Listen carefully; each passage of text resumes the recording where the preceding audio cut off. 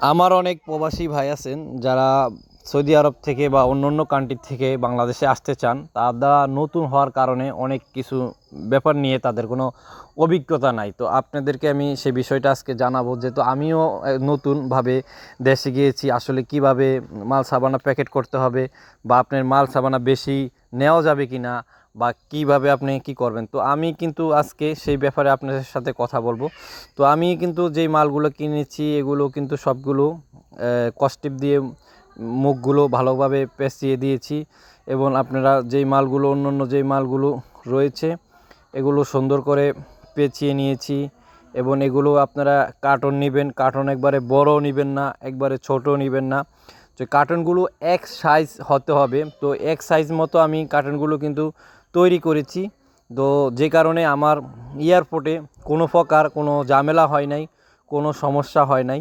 তো আপনাদেরকে আমি বলবো, যারা বুকিংয়ের জন্য কার্টন তৈরি করবেন তারা অবশ্যই সেই কার্টনগুলো হতে হবে আপনার, যদি আপনার 46 কেজি থাকে তাহলে 23 কেজি করে মাল করবেন।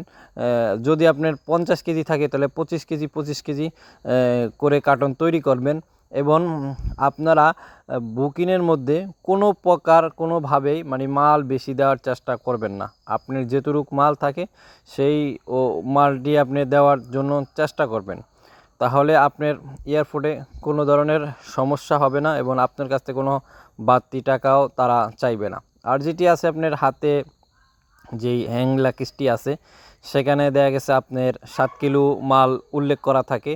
7 কিলোর জায়গায় যদি আপনার 8 কিলো মাল হয় এবং 8.5 কিলো মাল হয়, সেক্ষেত্রেও কিন্তু তারা আপনাকে ছেড়ে দিবে। তারা কিন্তু আপনাকে কোনো আটকাবে না।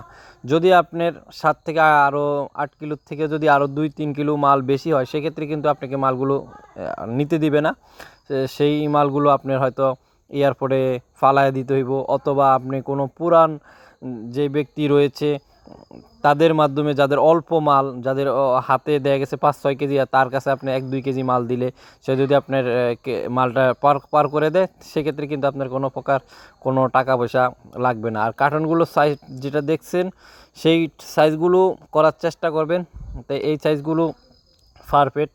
অনেকে না জেনে না বুঝে অনেক বড় একটি কার্টন তৈরি করে ফেলান।